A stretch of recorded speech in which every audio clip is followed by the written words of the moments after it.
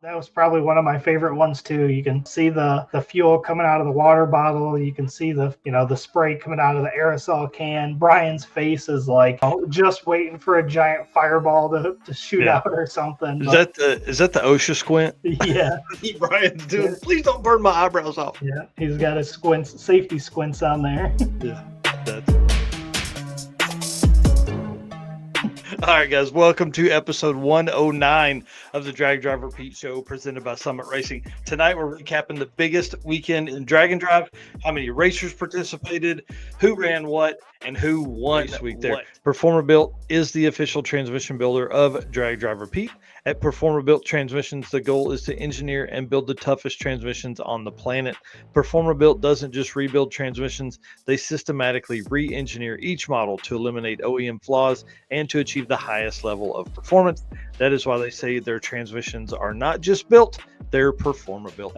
Big shout out to Howie Price, put that big wagon in the nines the other day. They've made the move to twin turbos. Super cool. Again, like we said in the WAF Racing segment, the photos that are here are not the winners that we will be talking about. So we're going to run through the winners of Group B, or the Race Week segment of Rocky Mountain Race Week Mega Week. For this one, because I was running out of time, we are just going to talk about the winners. So I'll start with the Tailgate Class. 46 racers in the Tailgate Class. So if you're keeping track, 50 in the first one, 46 in Group B. That's 96 tailgate, and just in the Tailgate Class. Yeah, it was insane. They could have, that's 20% of the event is in the Tailgate Class.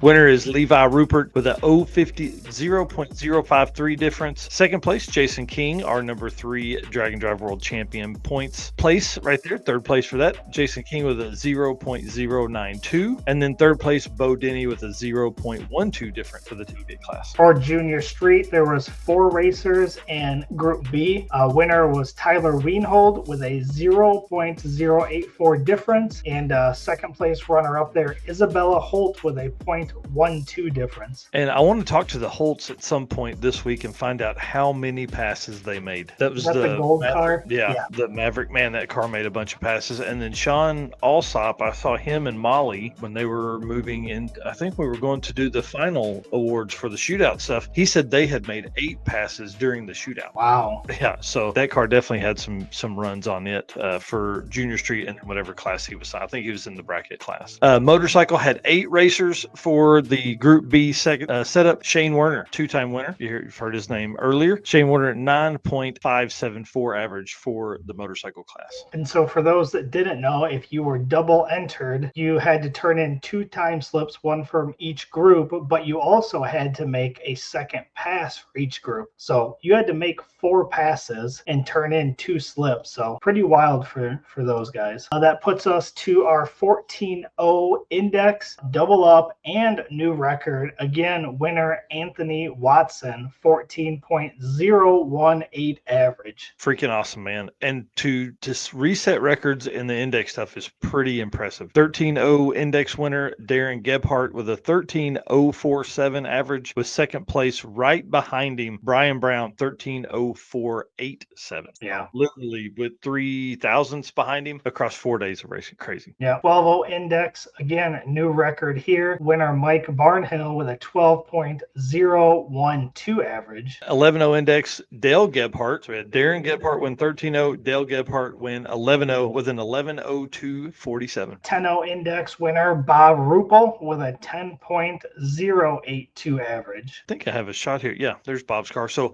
what's really cool is Bob and his son Bobby raced this car, which is important to know here in just a moment. 9.0 index, the 9.0 killer, Vince Rui out here, 9.029 average, big winner in the 9.0 index. That car just absolutely works. Took second place in Group A as well. And then the NA small block winner, Michael Friesen with a 10.113 average. So that was the orange Camaro. Yep, that one there. Yeah, her car, and then Dad driving it there. In a big block winner, Bobby Rupel, same car as the 10.0 index that we just said a second ago, with a 10.258 average. Stick shift winner was Will Hogan with an 8.906 average. Man, I love seeing stick shift 8-second averages. Very, very fast.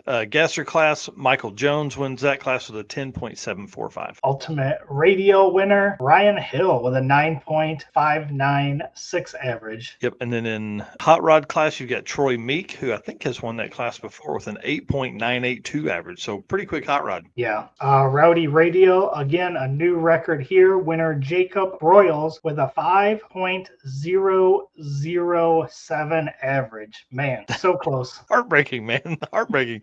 Can we get a 4-second average on Rocky Mountain? Anything. Limited Street winner, our boy at Taco Time, Aaron Sladen. Man, that cart put in work. 8505 one day.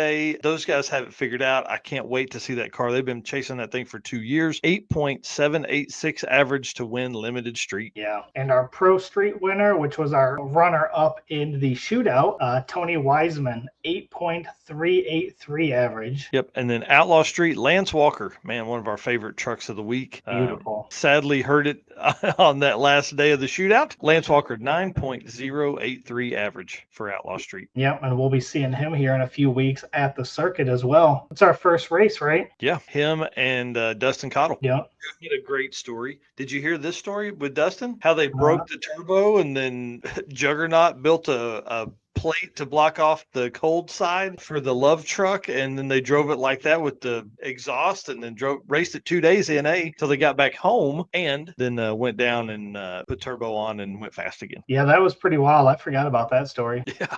And of course, our unlimited winner, double dipping both groups, Bryant Goldstone with an 8.091 average, which you might think 8-second average, that's kind of high, right? He had a 12.044 pass on day 3. So And he I had to think turn in that 12-second pass, which obviously brought his average up. Yeah. And I think they basically just said they were just so tired. They knew they had it. You know, they knew what they had to do, and they got to Ennis. They knew what they would have had to do to win it, because the second place overall in Group B was enough that they could run like, I think, a 7-second anything and get there. I can't remember what they had the math done. It was and I don't blame those guys, man. They were getting their butts kicked. This is one of my favorite photos right here that I think you took all week. Those guys spraying fuel in there. I actually added this down to our stories as one of the stories to talk about, because this was pretty cool. And Brian Havlick wrote a little write-up about this last night, which was super cool to see. They pushed this car up to the starting line. This was it between groups or something? We were up at the tower. This was at Thunder Valley. And I remember seeing them push it up, and there was nobody around. So I ended up running down there. I think James from High Speed Media also ran down there. They were just trying to break the beam so that they could stay in competition. They pushed the car up as close as they could. These guys are dumping fuel and spraying. I can't see what it is. Probably some kind of brake fluid, or I don't know what they're spraying to get it to start there. Looks like but anyways, they're spraying that in there, and the car fires up, breaks the beams. It's all they needed to do, and then they pushed it back and had more time to work on it, and they ended up getting the car finished, and they drove in the final day back at Tulsa, which was cool to see. That car is so cool too. Just so cool. We saw Tom pull into the night before this. We saw him pull into the hotel, and then he drove it over there, obviously. And then I think once they got there, Brian said something, or maybe put it in his post, but it was something about the ignition or something like that. It just wouldn't do like it was supposed to, or something. Yeah, oh, here he is right there. Saved my ass. Yeah, super cool. But yeah, that photo came out. That was probably one of my favorite ones too. You can see the fuel coming out of the water bottle. You can see the spray coming out of the aerosol can. Brian's face is like, just waiting for a giant fireball to shoot out or something. Is that the OSHA squint? Yeah. Brian's doing. Please don't burn my eyebrows off. Yeah, he's got his safety squints on there. Yeah, that's funny. Yeah, that was man, what a cool moment to capture, especially for those guys, because I'm telling you, that's one great thing about, I'm going to soapbox here for a second. That is one great thing about what we provide as media teams, is the opportunity, because nobody on that team, nobody in that group of people right there took a photo then. They did. No, because they were all in the moment trying to, trying to do this. Yeah. And like I said, I don't think there was really anybody else around other, like I said, I think James from High Speed Media ran down there, and he might have recorded it, but it was really cool, man, to be in that spot at that time, to see that and not be out in the pits, man. We spent a ton of time in the pits too. There's a lot of great photos, and Eric and I were talking about this before the show, but we need to do just an episode episode of just me and you talking about stories because we're really covering a lot of everybody else, but we had our own adventures. Like the old truck putting us behind by 3 hours. We had intended to leave. We were going to literally, the plan was to watch the old truck, get that footage because we can use it for Drag Driver Pete and Narcoleptic Customs. Get that. Steven blows it up, pushes it back to the distributor issue for Tom's car. Push it back to the pits. Steven starts pulling stuff. We were first trying to find, like, we still haven't found the dipstick. Don't even know where that's or tube. Gone. I forgot about that. That was gone too. Yeah. You know, we're doing all that. They were trying to see if it had any compression, if we could what all was damaged, all that kind of stuff. So that put us behind by about 3 hours later than what we wanted to leave, and that really kind of set the tone for the week. We really got behind, and with the amount of drive you do on Rocky Mountain, you can't leave at midnight. I wasn't ready for that. Been there at 8 a.m. Yeah, I mean, our first drive day was 285 miles, and we didn't leave till 7 o'clock. Right. So to do that for Group B, it's fine because they didn't have to be at the track till 3. For us, we were trying to be at the track at 9 a.m. We were really trying to be at the track at 7 when they started, but I literally could not get up. We didn't get to the hotel till 3 a.m. Yeah. And then I was all bitchy. Probably the best way to say it. But man, we pulled in. I wish I had a photo in the slides to show people. You took pictures on your phone, didn't you? I know it, but it's not right for me to put those in here. But I kind of chewed a little bit of ass. Just, you know, I didn't call people out individually, but the people that were parked all janky, they definitely had pictures taken of their stuff. So they posted online. I get it. It was the first night, but man, dang it, dude, it made it really difficult. Alex pulled in, had a hard time getting his truck parked, ended up super close to like a normie's car. Well, we had a hard time with the cart. Yeah, it was us, and then it was Alex. And then I think Danny pulled in with her trailer and somebody else behind him, and we're like, there is literally nowhere to go. Like, you can't turn around, you can't get through. So we're trying to like get people to back up. Danny jumps out of the car and she's like, somebody else can back this up. She's like, I'm gonna jackknife it. So Alex jumps in there and backs it up for her, and then we get the cart pulled into a stall, and we get Alex's truck in there, and then we get into our room, and it's 4 o'clock. Yeah, it was late. It was a very late night. For that first night, it was very tough. Very, and then we were back up. I think we were gone by 8. Yeah. John Doherty, I for sure took 3 spots for 2 days at the hotel in Oklahoma City. Like I said, I wasn't ready for those drives. That hit me pretty good. And you know, one of the things, like on that first night, we could have not followed the route. We could have bound from point A to point B to get to the hotel, but it was the first night, and we really wanted to catch some cars on the route, see people. Man. The problem was, like you said, we were in that in-between time frame. We were too late for Group A, too early for Group B. We just ended up on some old Route 66 roads with nobody around us. That made it difficult, right? Yeah, so we had probably an hour of daylight, and during that first hour, there's not just a ton of stuff. So we got some photos, but not many. Then we pull into one of the route stops. Hey, where'd you go? Sorry. Can you still hear me though? I can still hear you. Okay. We pull into one of the route stops. And the hey, green screen. Aaron Schaefer's pulled up there next to us, had some troubles. He was out. And then Alex and Shane pulling behind us. So they were having a hard time navigating because obviously Shane's on the bike. So trying to navigate on the bike had to be horrible. Mm-hmm. So we ended up navigating. They followed us. And then we turned off into that one spot. Hey, there's the checkpoint. And we're going to turn around, and they're nowhere to be found. We're like they were literally just behind us.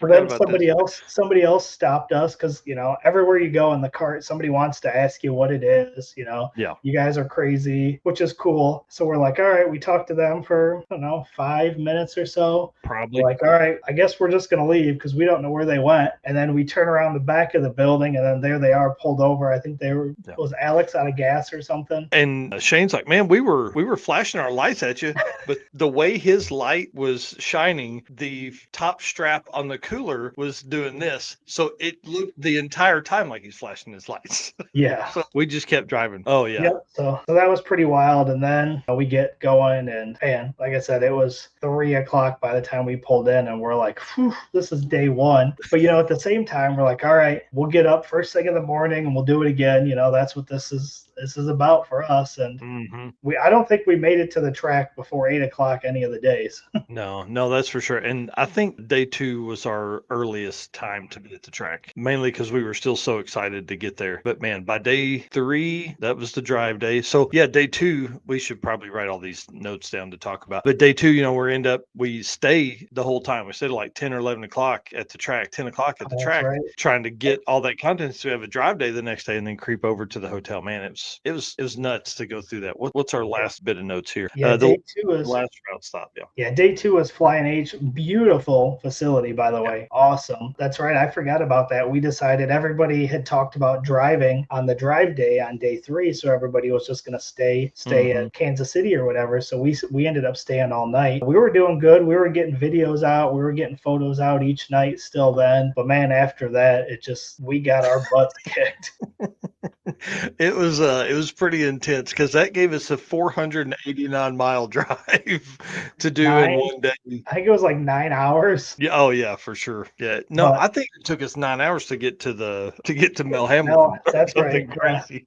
That's right. Yeah, we still had 3 hours after that. It took for a long time. I think after Mel Hamilton, we just hit the interstate and cruised at like 70 miles an hour, 75 miles an hour. But Flying H was awesome. Tulsa, obviously my first time being there. Awesome. Thunder Valley I've been to before. I used to go to Outlaw Armageddon back in the day there. And then Texas Motorplex was also an awesome facility. But so God dang, Texas was so hot.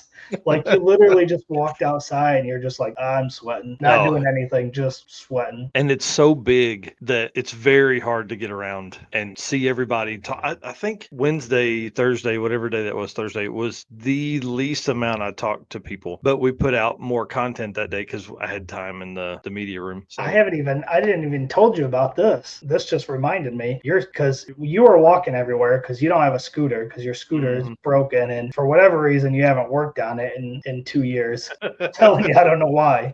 And his name is bothering me. And if you're watching, I apologize. But I went down to the big end and was taking pictures. And I go past a scooter that somebody's riding down there, and it's got a Milwaukee battery stuck up on it. And I was like, you and I were just talking about that. Like, is there a way that you could power up yours? Because for whatever reason, you said it would be on the charger, but the minute you pulled it off, it was dead. So I wonder if I can do that. I bet there's a way. Again, I just got to take it apart and look. Yeah. Okay, fine. I'll do that tomorrow. I hope after this trip you realize how important it is to have a scooter. Oh man, it was brutal. It was brutal, but it forced me to talk to people. The more you walk, the more like you're talking to folks as you go by. But that was also the problem because then I spent 2 hours talking to people and not working. So and the other thing I gotta say is people were amazing at offering us waters as we were walking around. That was great because we needed those.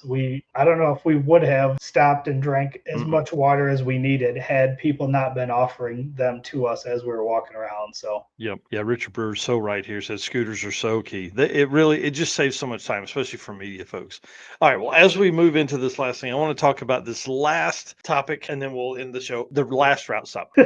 Big shout out to the cart for making it that far. Listen, for everybody that remembers it from 2020 and 2021, it was a burnout machine. That's all I did everywhere. Well, I broke it back then, and I was scared that I was going to break it again. So we didn't do any burnouts, not a single burnout the entire time. 1,300 miles, probably 1,280 miles. And then we get to the last route stop. Well, high-speed media pulls in. Of course, if you have a media person there, you're not going to miss an opportunity to do some dumb stuff. So, man, we just... hold on. You asked me if we should do this, and I said probably not. And you said we're doing this. So we turned the traction control off and ripped 3 big donuts out in the middle of the street just because it was like a 3-lane. And man, when I come around the first time, I thought we were fixing to hit the pole. It was awesome, but it did it. It made it, and I love the NARCS cart again. It's so much fun to hang out in that thing, and people look at it weird. And I don't know how thousands of photos probably people took videos. It's on so many semi-truck dash cams. Man, it was awesome. We got a lot of thumbs up, which was pretty cool. I honestly think my favorite though was driving through Dallas. I know you hated it, but being in the cart driving through Dallas was so cool. Yeah, so many people just just, man, so many people enjoyed it. And the kids in the back seat, like faces against the windows looking at that thing. Yeah, and what was the one non-racer that we got a roller shot of? Was that an Evo, if I remember right? That blue car? Yeah, it was Evo. Man, That- slammed. Great looking dude pulls up next to us, gives us a thumbs up. We're like, pull over here, pull over to the other side. So he like downshifts and then cruises over 3 lanes of traffic, and Eric's getting roller smut to him. But yeah, I don't know how to find that kid, but the rollers of his car turned out great. So Yeah. if I can find some way to get a hold of him, I'll definitely shoot him those pictures. Yeah. Where We'll was post that them at? up. Hopefully somebody will talk to somebody Yeah, will tag. was that in Texas? That was in Texas. Okay. As we are cruising towards the hotel the night we arrived, like a Lexus ISF that was just slammed and exhaust and all that stuff comes flying up beside us, windows down, just we're 75 miles an hour. Wow! And then he gets on it before I can get on it too. So he definitely got the jump on us. But that car he didn't want any of ours. That's why I let him have the jump, he just smoked our ass. Anyways, okay, this last bit, I promise, is the last topic. Matt Frost posted today. This is probably 3 hours ago now. Not saying where we might be going to race at yet, but could there be a mega week in September next year? Don't tempt my heart. Don't play with me. This is man, I prayed to myself that, man, you can survive this. I guess I didn't pray. I told myself you can make it through this week if you just keep working. If there's another mega week, we're just gonna have 2 teams. That would have been a smart thing to do. Man, shout out to High Speed Media for having 2 teams. But would the stories be as good? No. They don't got the stories like we had. Man, no, because they didn't have the cart, dude. They just cruised in their van. Yeah, and a Tesla. Oh, and a Tesla, yeah. Like, So, yeah, they didn't have nearly as much fun as we did. I think what we do is we just get Red Bull as a sponsor, and we literally see how many Red Bulls we can drink in a week. I was wondering how many, because I'm the energy drink person of these Yeah. 2 right here. I don't know how many I went through during the week. 2 or 3 a day for sure. Right, Yeah. right. And then, 2 or 3 Gatorades, 4 or 5 waters, like There was some fluids moved, and there may have been a full day where I didn't pee at all. But listen, if this happens and this is back in the Rockies, I'm gonna cry. Like, this was a lot, and this was, shout out to my wife, because I was gone for 8 full days. Yeah, and when you got back, you need 8 full days to get right.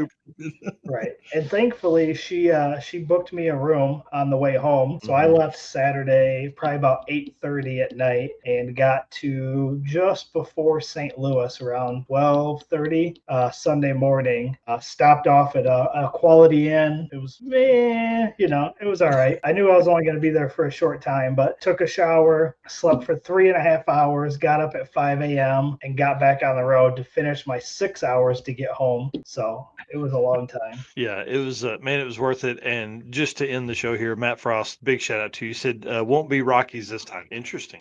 Be closer for you guys, closer to me. Yeah, stop talking, man. Stop talking.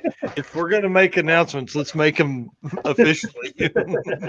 Man, if it is, dude, listen, let's be honest. We're just going to take it on the chin again. Like, we're going to do it the hard way, because that's the way it's going to work. But we're going to figure things out. Like, we're going to be better prepared. We had already talked about what we should have done and what we could have done. We just didn't do it. Yeah, we're going to stick to it a little more next time. All right, lead us out, man. Thanks again to Performer Built. Ryan and the team over there, freaking awesome. Love those guys. Can't wait to hang out with them at Drag Week. They are literally 8 miles from one of the tracks, and so we're going to be hanging out with them for several hours that day that all the cars go by there. Thank you so much for being our race car friends. Hit the share button as you're coming in here. Let's do this. Let's have some fun. We couldn't have made that trip without our sponsors. Sponsors make a big part of this. They make our travel possible, our equipment possible, all that kind of stuff. So Summit Racing, Deech Works, Molly Motorsports, Driven Racing Oil. We get to hang out with all of them this weekend, or last week while we were on Mega Week. Howard's Cams had to lean on Luke B. Man, I appreciate him being such a great partner, actually overnighting a cam to us to try and get the old truck back together. It's actually what's going to go in the old truck next. J-Wire Solutions, big congratulations to those guys on their win. They put all of the podium at Drop the Hammer was for the 545 class was J-Wire Solutions cars.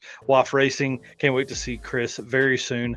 Performer Built Transmissions, Car Change 3D, Power Tube TV, Sweet Patina, and Racing Junk Classified. Y'all, we can't do it without all of those folks. So if you're trying to, get you some more car parts, we would appreciate if you'd slide over there and try and get it from them. That'd be awesome. But